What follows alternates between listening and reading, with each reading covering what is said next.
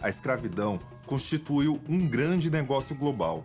O sequestro, transporte, comercialização e exploração de africanos. Neste período, estima-se que 12 milhões e 500 mil pessoas foram sequestradas e escravizadas. No continente americano, 46% delas vieram para o Brasil.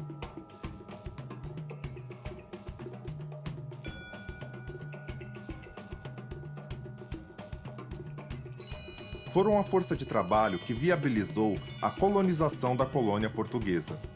Tornaram possível a produção e exportação da cana-de-açúcar, a extração de minerais e o cultivo do café.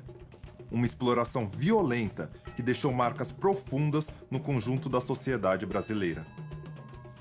Fomos o último país do Ocidente a acabar com o trabalho escravo. Haviam grandes interesses econômicos que nos colocaram nessa condição vergonhosa. Também o Estado brasileiro, que legitimou juridicamente a escravidão e combateu com força as lutas por liberdade. Em 1888, quando a Lei Áurea foi assinada, não foi prevista qualquer política de reparação àquela população que havia sido explorada por mais de 300 anos. Em nossa incipiente indústria, muitos trabalharam como escravos, lado a lado com trabalhadores europeus assalariados, e junto com eles, entre o final do século XIX e início do século XX, mobilizaram-se em greve na origem dos sindicatos. A Lei Áurea não acabou com o racismo. Ele foi se transformando, assumindo novos conteúdos em cada contexto histórico. No final do século XIX, ele ganhou o Estatuto de Ciência, através das chamadas teorias raciais, que defendiam a ideia de que os brancos eram biologicamente superiores aos negros, asiáticos, indígenas e pardos. Por isso, antes da abolição, o incentivo à imigração europeia pretendia substituir a mão de obra negra pela de italianos, alemães, poloneses e ucranianos. O Estado brasileiro lhes oferecia passagens, hospedagens e terras. Ao mesmo tempo, dificultava a vinda de africanos e asiáticos para cá. Não foi fácil para os imigrantes europeus se adaptarem ao Brasil, e também foi muito difícil para os descendentes de africanos que já estavam aqui, pois agora eram livres e ao mesmo tempo tratados como inferiores. A escravidão havia chegado ao fim, o regime de trabalho havia mudado, mas permaneceram as diferenças políticas, sociais e econômicas. Ao longo do século XX, meus antepassados criaram uma diversidade de organizações que buscaram preservar a nossa cultura e construir a nossa cidadania. Nos quilombos, nos terreiros, seguiram cultuando os orixás. Nos clubes e associações negras, fortaleceram a solidariedade entre os afrodescendentes e apostaram em grupos de estudo e na criação de uma imprensa própria, debatendo temas referentes ao nosso povo. Neste caminho, meus antepassados tomaram as artes como formas de expressão. Na música, o samba, o carimbó e o maracatu, por exemplo, criaram sonoridades e poética próprias. Nossos ritmos e danças expressam uma corporeidade singular. Nos anos 40, com o Teatro Experimental do Negro, levaram para a dramaturgia a reflexão sobre a situação dos negros no Brasil. Nos anos 1970, a influência do movimento Black Power norte-americano e sua soul music trouxeram ao Brasil o funk e o hip hop. Um dos catalisadores dessa explosão cultural foi o grupo Soul Grand Prix, que em bailes no Renascença Club, no Rio de Janeiro, rapidamente levou aos corações e mentes da juventude o orgulho pelas lutas travadas pelos nossos antepassados e a consciência sobre a necessidade de prosseguir construindo a cidadania da negritude no Brasil. Em 1978, foi fundado o Movimento Negro Unificado, MNU. Entre as suas bandeiras se destacaram a valorização da diversidade que compõe o povo brasileiro e também a criação de uma política de cotas nas universidades. Até chegarmos às atuais políticas de ações afirmativas e às cotas nas universidades e institutos federais de educação, um longo caminho foi percorrido pelos meus antepassados.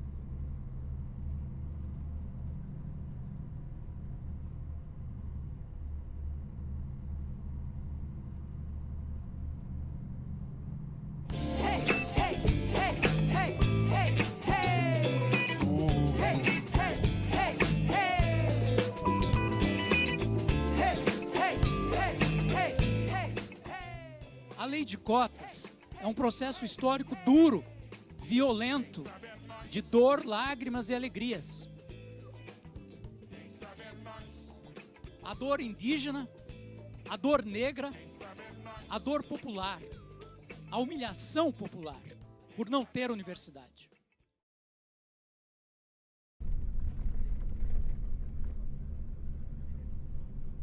Eu me criei no Parque Pinheiros. É um bairro da periferia de Taboão da Serra, no estado de São Paulo. Faz fronteira com o Embu das Artes e uma outra cidade pequena chamada Cotia. E também com a capital do estado, a imensa São Paulo. É um bairro simples, onde podemos encontrar muitos nordestinos e também negros e negras. Eu sou do bairro Bom Jesus, que é parte da periferia de Santa Cruz do Sul, no Rio Grande do Sul. Pela distância, parece que meio perto de tudo, e culturalmente longe demais de qualquer lugar. Geograficamente, é perto de Porto Alegre e também de Santa Maria. Culturalmente, é uma cidade que preza pela sua colonização alemã. Eu sou filho da Nativa e do Gilvano. A mãe é da Bahia. Um dia meteu a cara no mundo e foi para São Paulo. Trabalhou anos como diarista e depois em uma empresa de limpeza de carpetes. O pai é paulista, radialista, com uma pegada em rádios comunitárias. Minha mãe é a Maria Elizabeth. Trabalhou muitos anos em fumageiras.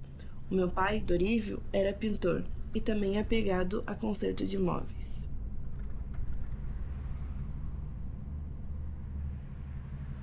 Quando eu passei no vestibular, nossa!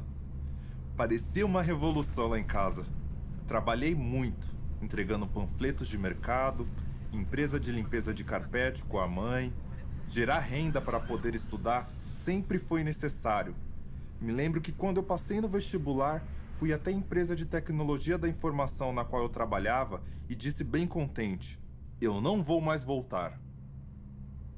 Quando terminei o ensino médio, queria muito estudar cinema. Fiz o Enem, passei em uma universidade privada. Até iniciei o curso. Trabalhava para pagar e meu pai me ajudava, mas infelizmente o meu pai faleceu. Então as coisas ficaram muito pesadas e precisei parar de estudar. Me concentrei em trabalhar. Estava trabalhando como uma garçonete em um pub e ouvi uns caras falando umas coisas machistas e naquele dia eu decidi, vou para Santa Maria. Já conheci algumas pessoas e pensei, se elas aguentam a barra, eu também consigo. Tirei o jaleco e disse, eu não volto mais aqui.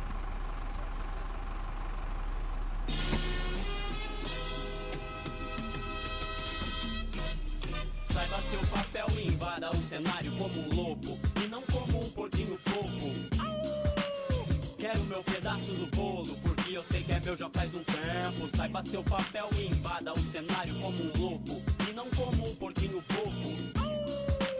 Quero meu pedaço do bolo, porque eu sei que é meu já faz um tempo. Eu tô na busca, cantando, fazendo luta por mim, pela minha quebrada, mantendo viva a minha cultura. Ser artista popular é bom e você sabe, escrever com coração, cantar a verdade sobre a escola, melhorar a qualidade. É uma migalha, existem cotas na universidade. O Brasil tem muito a fazer, tem muito a pagar, mas eu amo meu país, rapá. E é foda ver os pretos falando mal dos pretos. Alguns não tem respeito pela música do gueto. A vida ainda tá difícil pra um montão de gente. Tem uns merda, compra um carro e anda todo sorridente. Mandam eu me calar, que não dá pra questionar. Jovem bom é o que acata as ordens pra não apanhar. Tem vários que acata, se rebaixa, se esculacha pra poder...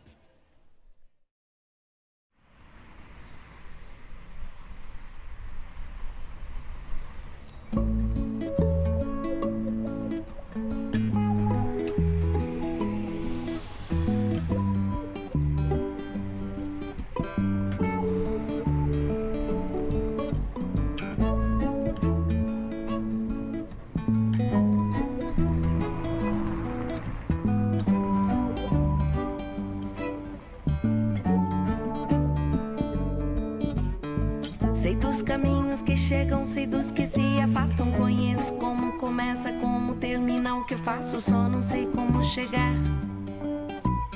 ao nosso próximo passo. Filhão, você pode muito mais do que você imagina. Não tenha medo de nada. Vamos estar sempre juntos com você. Vamos nos falar todos os dias. Acredita em você, filhão. Acredite em você. Ontem, meu bem, contei até 100. Hoje já não sei. Emily, que orgulho de tu tá indo estudar Santa Maria. Te cuida, filha. Eu não vou estar lá, mas te cuida. Eu sei que tem bastante violência lá. E eu vou te ligar todo dia, porque se eu não falar contigo todos os dias, eu vou ficar preocupada. Te cuida, meu amor, eu te amo. E tu sabe o que tu quer pra ti daqui 5 anos, né? Meu orgulho. De acho. Sei que me encontro sozinho, sei também quando me acho. Sei tudo que você acha, o buraco é mais embaixo. Foi um achado te achar. Perdido acho, te acho. Porque, meu bem, não vens que tem. Basicamente, uma das principais diferenças que eu encontrei aqui em Santa Maria para quando eu morava em São Paulo é essa necessidade rápida, né, de adaptação ao mundo onde que você não tem mais o seu pai, sua mãe para estar ali te ajudando, te dando conselhos. E é uma maturidade muito cedo. Hoje em dia, eu até posso dizer que dentro desse espaço de casa do estudante, me agregou algumas coisas que eu acho que se eu morasse sozinho eu não teria. Como, por exemplo, a questão de você ter mais solidariedade com o espaço. Você dividir o espaço com pessoas que você sabe que são totalmente diferentes, de cursos diferentes, de realidade diferente, traz para você uma maturidade pessoal muito grande. É uma grande evolução pessoal. Até porque, quando eu cheguei na universidade, eu praticamente tinha vivido minha vida inteira só eu e meu irmão. Tinha contato com muito poucos amigos para além do nosso espaço.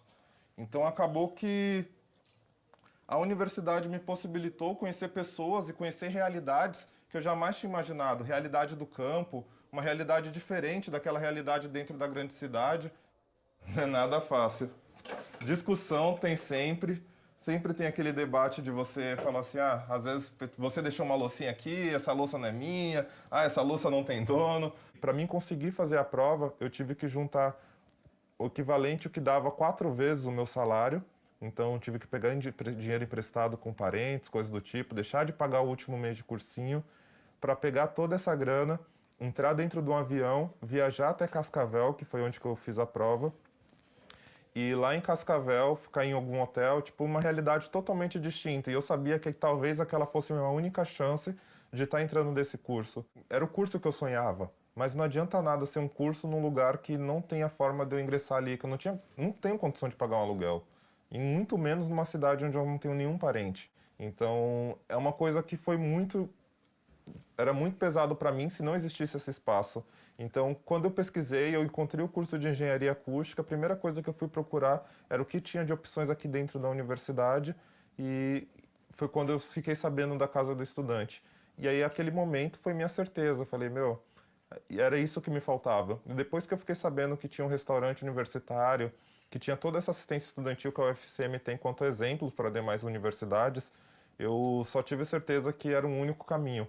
Pisando aqui na cidade, eu já conheci algumas pessoas aqui por conta do movimento social. Isso foi uma facilitação que eu tive.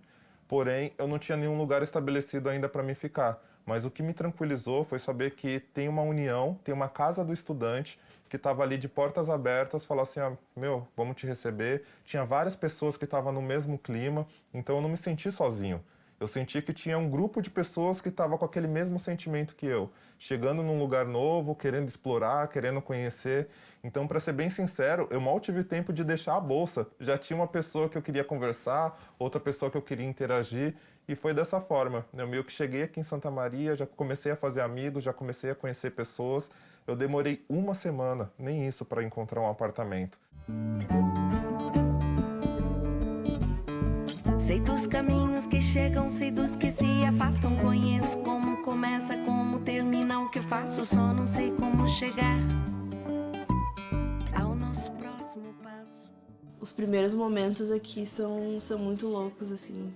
Mesmo eu já tendo vindo outras vezes e conhecendo o pessoal, tipo, tá aqui pra morar, né, e estudar é totalmente diferente, né, tipo, todos os dias, assim, são muito novos.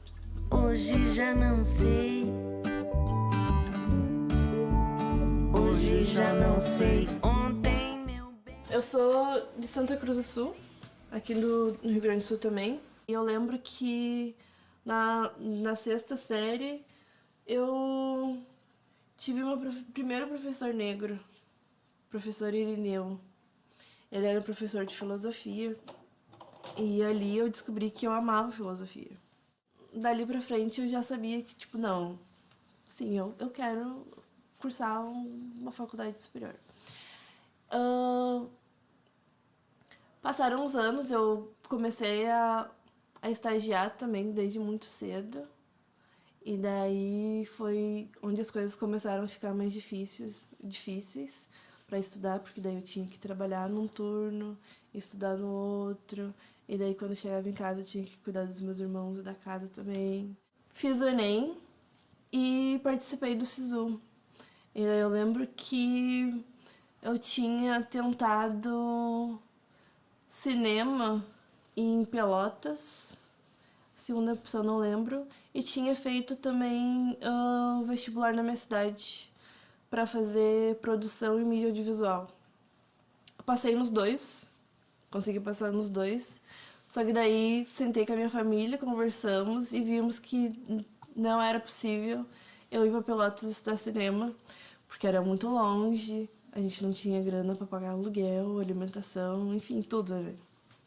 Me deixou muito frustrada, assim, saber que eu teria que interromper aquele sonho, porque eu não tinha condições de pagar por ele. Um ano depois eu fiz o Enem de novo e passei em filosofia aqui no UFSM. E daí eu cheguei aqui e eu fiquei muito apavorada, porque eu não conhecia ninguém e o meu pai tinha falecido há pouco tempo e eu ainda estava muito balançada com aquilo. Eu acho que eu não cheguei a assistir nenhuma aula, porque era bem na primeira semana, assim. E voltei pra Santa Cruz muito triste, muito envergonhada comigo mesmo, assim, diante da minha família, porque eles tinham ficado muito felizes que eu tinha passado numa universidade federal e ela ia estudar fora da cidade. Eu fiz o SISU, participei do SISU e passei em filosofia de novo.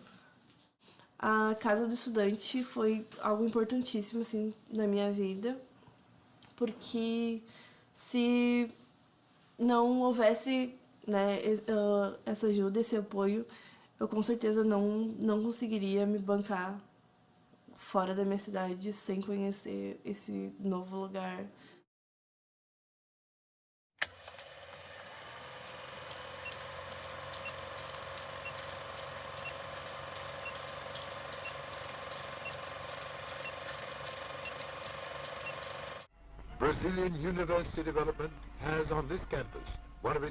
A Casa do Estudante não é uma ilha, isolada das esperanças e conflitos das nossas vidas. Pelo contrário, ela é parte dos dilemas de toda a sociedade. The Federal University of Santa Maria, founded 5 years ago, comprises one of the country's major areas of geocultural influence, where all modern faculties reflect a significant cultural level. É como se esses prédios, escadarias, alojamentos e quartos que hoje nos abrigam não fossem feitos somente de concreto armado, tijolos, telhas, canos de PVCs e fios elétricos, mas de algo muito maior, de ideias, amores, lutas sociais, teorias e muito trabalho. Into institutes and the disciplines of one sole faculty into departments.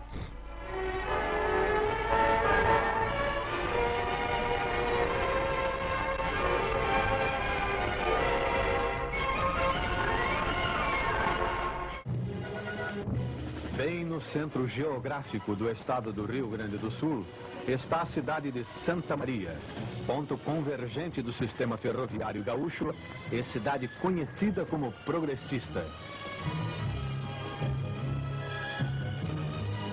A A excepcional localização da cidade recomenda o seu aproveitamento como centro universitário, considerando a sua posição geoeducacional. Nos anos 1950, a Casa do Estudante foi somente um plano, expresso em projetos de engenheiros e arquitetos. Obteve total apoio da comunidade. Do papel à maquete foi um pulo, permitindo uma noção exata de como poderiam ser levados avante. Para que ela se torne realidade, foram necessários recursos, articulações políticas e orçamento.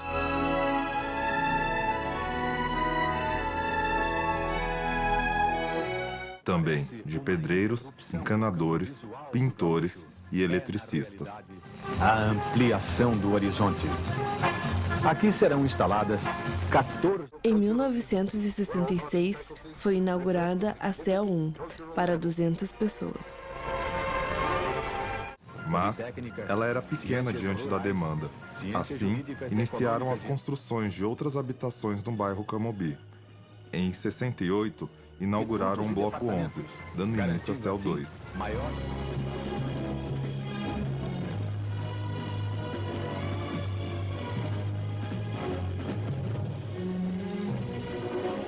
E iniciaram a construção de um espaço recreativo, a União Universitária. Haviam problemas.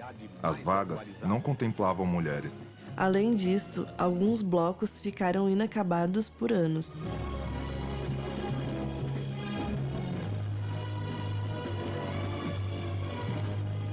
No contexto da ditadura civil-militar, não haviam eleições diretas. Reitores, direções do DCE e das CELs não eram escolhidas pela comunidade. Senator Guido Mondin and many other civil and military authorities. Words of the rector of the University of Santa Maria express the whole significance of his and his dedicated collaborators' work, including that of professors and administrative officials. No final dos anos 1970, as coisas começaram a mudar. A questão democrática mobilizou a sociedade brasileira e também os movimentos estudantil e sindical. Em Santa Maria, ocorreram grandes manifestações. Estas questionavam a carestia dos alimentos, o modelo de universidade e exigiam eleições diretas. No final dos anos 70, 4 meninas ocuparam um quarto no Bloco 12, reivindicando o direito à moradia. Com o lema "Moradia não se adia", seguiram-se mais ocupações de blocos inacabados. Em 87, 21 estudantes sem moradia ocuparam o Bloco 25. 80 policiais foram acionados para expulsá-los.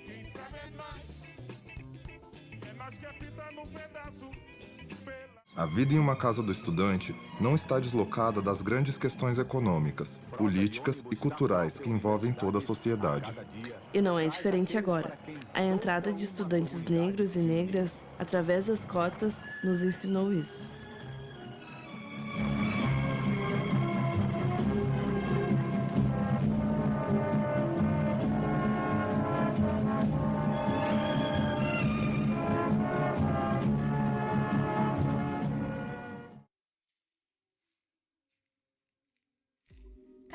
De setembro de 2017, um dia que ficou marcado nas paredes do Diretório Livre do Direito e na vida dos estudantes negros da UFSM. Fora negros, o lugar de vocês é no tronco, fora negrada. Ontem, meu bem, contei até 3. O sentimento mais frequente que rolava entre a galera negra aqui da universidade era o medo, assim, né? O não se sentir seguro. Mas embaixo foi um achado te achar, perdido acho de acho. Sei que me encontro sozinho, sei também quando me acho. Sei tudo que você acha, o buraco é mais embaixo. Foi um achado te achar, perdido acho de acho.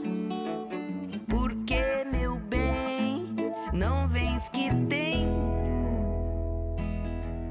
Ontem eu pensei.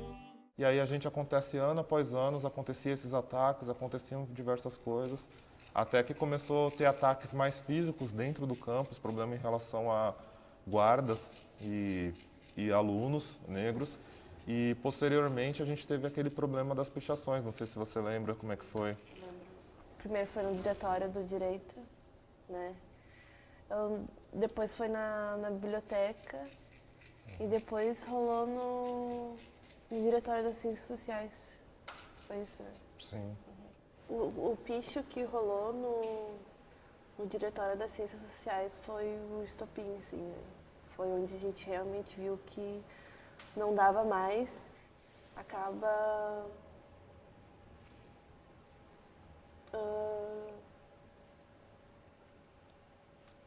a palavra, tipo, efervescendo, assim.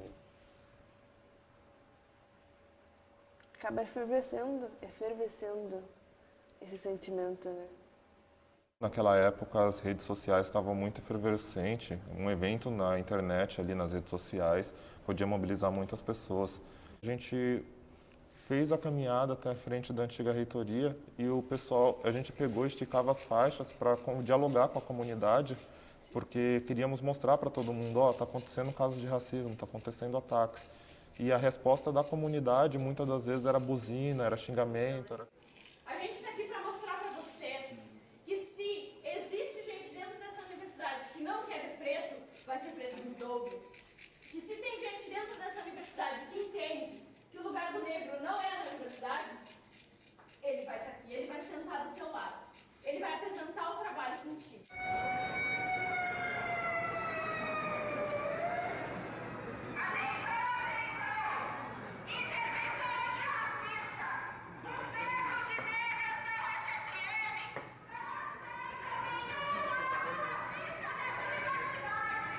Quero deixar um convite para todo e toda preta que estão aqui hoje, às 5 da tarde, aqui na Ponte Seca, ali embaixo.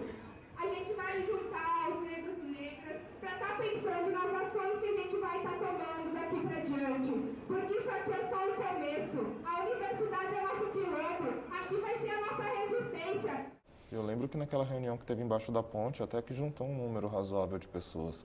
Porém, eram interesses diversos, né? Naquele momento, já tinha pessoas falando assim, eu quero ocupar, vamos ocupar a reitoria e tal. Eu, pessoalmente, não era tão a favor da ocupação. E aí eu lembro que o pessoal se juntou, levantou algumas pautas ali, entre dessas pautas, a principal era de buscar esse espaço onde que a gente possa estar tendo esse acolhimento. E aí a gente decidiu vir com esse material, vir com esse documento até aqui na reitoria. Porém, naquele momento, estava no final da reunião, qual que era a reunião? Era o consumo. E tinha várias pessoas também de movimentos que tinham outros interesses que, de certo modo, utilizaram daquele momento para levantar outras pautas que, sim, às vezes influenciavam o aluno negro, mas indiretamente. Acho que para as pessoas negras, naquele momento, já que a gente não tinha tanto espaço de voz, era aquela pauta que a gente queria ter conversado. E quando a gente chegou aqui, teve aquele acumulado de informação, um monte de pauta pedindo. Você lembra o que o reitor fez naquele momento? Virou as costas e falou assim, pessoal, se organizem, conversem, coloquem tópicos, a prioridade do que vocês querem conversar e eu vou estar ali na minha sala. Pegou o elevador, voltou para lá e meio que deixou a gente um olhando para a cara do outro, um monte de gente com um monte de pauta e acabou que a organização ali do que a gente tinha conversado embaixo da ponte, a pauta principal ali, meio que... Como que eu posso dizer? Se diluiu com as demais pautas. Eu sinto que parecia que estava tudo sendo jogado numa panela de pressão, assim, e esperando que explodisse a qualquer momento. Porque realmente tudo aconteceu muito rápido, né? E a gente tinha muito pouco tempo também para repassar as nossas demandas e a gente realmente não tinha, né, nenhuma pessoa, nenhum grupo de pessoas, né, à frente daquilo, né, que é necessário sim, né, para se manter uma organização. Eu lembro que quando ele pediu para a gente subir, que a gente subiu já para trazer ele de volta, ali já era tarde demais. E aí acabou que o reitor falou, eu não vou continuar mais nesse espaço, não tem como existir diálogo. E foi como a gente falou, se não vai continuar aqui, a gente vai continuar aqui. Um corpo que se expande não retrai, não mesmo. Conhecimento traz revolta, e os dois têm o demais. Visão de um favelado que viu a ponte, foi pro outro lado. Viu um mundão bagunçado, daí me pergunto: será que eu que tô avançado ou sociedade que é injusta e leva modos do passado? Falando sobre o que eu tenho passado, ou a revolta e todo o ódio que tenho engasgado. Quem aponta esquece o próprio erro, ou me prova que eu tô errado. Chegou seu momento, monstro, mostra tudo que você tem aprendido. Quando a gente chegou aqui dentro e se viu ocupando a reitoria, foi o momento que a gente realmente percebeu que a gente precisava de uma organização mais funcional, né? Precisava de vários grupos trabalhando em setores diferentes, né? Como comunicação, a galera da segurança, cozinha e outros setores. Eu lembro que sindicatos também ajudaram bastante com as refeições, porque, querendo ou não, a gente estava arrecadando alimentos ali, mas nem sempre conseguia um quadro completo de alimentação. Havia uma autogestão, né? Sim. Eu lembro da galera da Casa do Estudante indo buscar a distribuição no sábado. Se revezando para ir, né? Se revezando para cada um ir lá buscar o seu pacotinho de arroz, seu pedacinho de carne, sem que seu deixe tomate, aqui vazio, cebola, e trouxesse para cá, para que a gente criasse, né, aquele rancho. Eu lembro que a gente meio que criou um universo aqui dentro, né? E eu lembro que a gente falava muito sobre a igualdade de gênero também, e o fato dos caras e das minas sempre fazerem as mesmas tarefas, né? Colocando os caras para mais fazer tarefa de cozinha, de limpeza e tal. E as minas também se puxando mais na questão de segurança, outras tarefas que às vezes não colocavam tanto.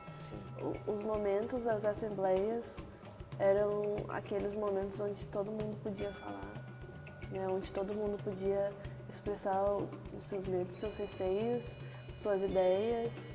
Eu lembro que era tudo muito organizado, né? Aqui dentro era tudo muito organizado. E a gente já teria encerrado se desde o primeiro momento a gente tivesse tido essa conversa com o reitor, né? E eu lembro que teve um erro muito grave que a gente cometeu durante esse processo, que foi esquecer um pouco da forma negra de se militar e dos ensinamentos dos nossos ancestrais. Lembra quando a gente recebeu representantes negras, que é pessoas mais velhas que participaram, a primeira doutora negra aqui da universidade, a gente recebeu pessoas que participaram do primeiro coletivo negro e conseguiram conquistar as cotas dentro da universidade. Essas pessoas vieram muitas vezes até a porta aqui, e naquele calor que a gente estava no momento, talvez pessoa X, pessoa Y, até conheciam essas pessoas, mas no contexto não deixaram elas se incluir, pelo fato de achar muitas vezes que elas poderiam tirar informações daqui de dentro e levar até a reitoria, tipo aquele medo de todos ao redor. E primeiro foi saindo essas pessoas não negras, depois foram saindo uma ou outra pessoa negra, e acabou que no final das contas, quando a gente foi perceber ali no final, tinha nós negros e um ou outro branco. Que na quarta-feira a gente já tinha noção de que estava para sair uma reintegração de posse. Deixou muitas pessoas abaladas, porque já tinham poucas pessoas que ainda estavam firmes ali e já estavam começando a se questionar do que ela ia conquistar continuando dentro daquele espaço. E aí veio a reintegração de posse, que eu lembro que penalizava individualmente cada sujeito aqui dentro, e era uma punição que envolvia processo administrativo, mas punição de R$1.000 por dia por indivíduo por ter ficado aqui dentro. Então, só de ter recebido esse documento, a gente já sabia que não ia continuar aqui. Um dos grandes erros, assim, foi o fato da gente ter realmente se fechado, né, para o diálogo, não ter escolhido algumas lideranças, né, para estar à frente daquilo, né, e repassar o que a gente, as nossas pautas. Quando chegou esse documento, foi meio que o ápice, assim. Essas pessoas que já tinham decidido que iam sair já estavam meio que certas. Algumas pessoas que não sabiam do documento ficaram sabendo numa reunião que a gente fez entre os negros, que depois a gente repassou para os poucos brancos que ainda estavam aqui na ocupação.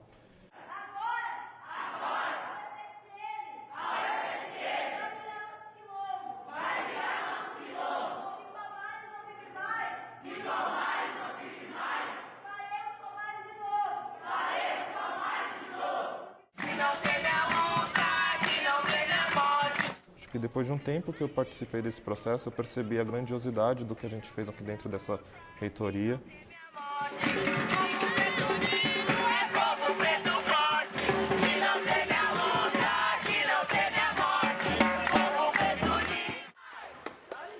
Aquilo foi só os primeiros passos, assim, né? Tipo, a introdução do que a gente era capaz de fazer.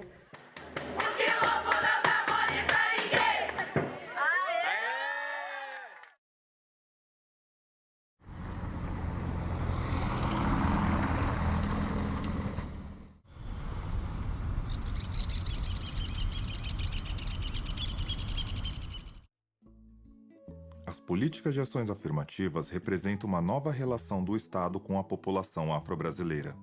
A Lei de Cotas, por exemplo, possibilitou a inclusão de um grande contingente de jovens negros e negras, indígenas e pobres nas universidades públicas.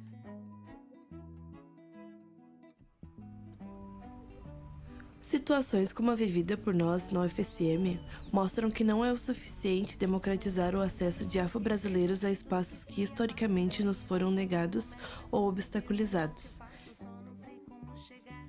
É preciso desenvolver ações que efetivamente fortaleçam a cultura antirracista nas instituições educacionais, nas empresas privadas e no serviço público, na sociedade como um todo. O Brasil ainda é um país racista, mas nossa história ainda não acabou. Quando transitamos por espaços que antes foram nos negados, nossa atuação antirracista produz reflexões entre as comunidades e mudanças institucionais.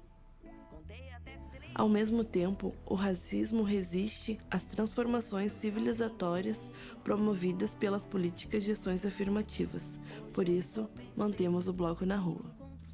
Sei também quando me acho, sei tudo que você acha, o buraco é mais embaixo, foi um achado.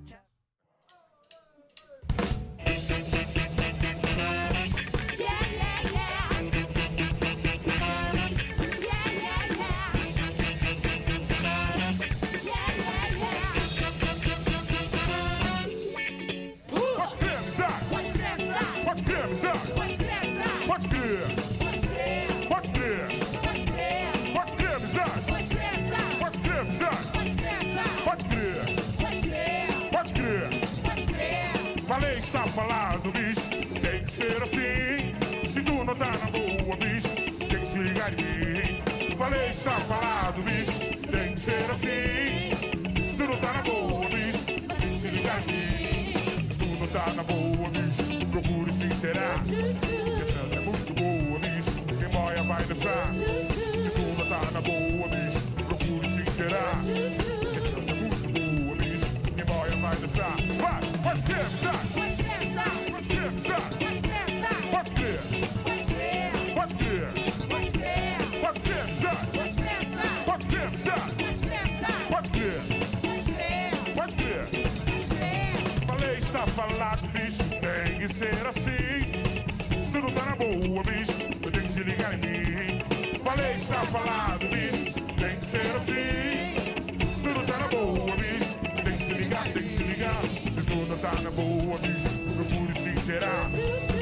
É muito boa, bicho, que boia vai dançar. Se tu não tá na boa, bicho, procure se inteirar. É muito boa, bicho, que boia vai dançar. Vai, pode crer, amizade. Pode crer, amizade. Pode crer. Pode crer. Pode crer, amizade. Pode crer, amizade. Pode crer, pianinho pra galera cantar junto. Vocês, peraí. Pode crer, amizade. Pode crer, amizade. Pode crer. Pode crer. Pode crer, amizade. Pode crer, amizade. One more time, mais um pouquinho. Só pra quem cantar mais forte aí. Vamos lá. Pode crer, amizade. Pode crer, amizade. Pode crer. Pode crer. Pode crer, amizade. Pode crer, amizade. Pode crer. Vamos lá, metal. 1, 2, 3, vai.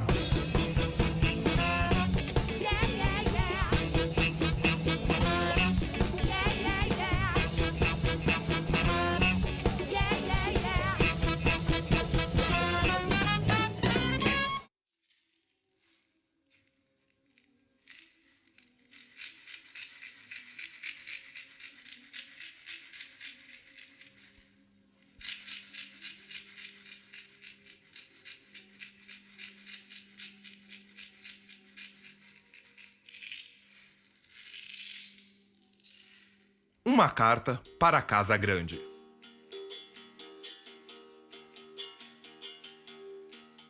Sequestrar a minha pele, do meu cabelo, se fez piada. São racistas me seguindo, então fala aí você. O que você quer que eu faça? A minha raiz tem capoeira. Ela é dança e também luta.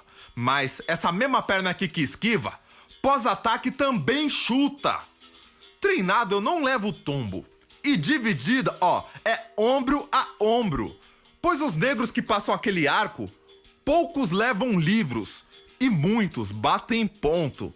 Aqui só dá branco, fala a verdade. E isso vai ter que mudar. Racista eu bato é de frente. O que eles querem, vem, eu quero é mais. Isso é por tanta falta que o deles fez. Isso é por tanta falta que os nossos faz. Fascista já se esconde, prevê de longe todo o perigo. A Universidade Federal de Santa Maria é branca. E qualquer um pode ser o seu inimigo. Eu não li, eu não assisti. Eu sou Negro Drama. Ei, negros, estamos em Esparta. Somos 300 contra 30 mil. Mas quem tava lá naquela reitoria, naquele novembro negro, viu? Povo negro unido é povo negro forte, que não teme a luta, que não teme a morte. Djonga, sensação. Djonga, sensacional. Cantaremos sempre em coro. Fogo nos racistas e para os pretos, muito ouro. Só não nos confunda com Playboy. Tamo mais pra Will Smith. Bad boys, bad boys.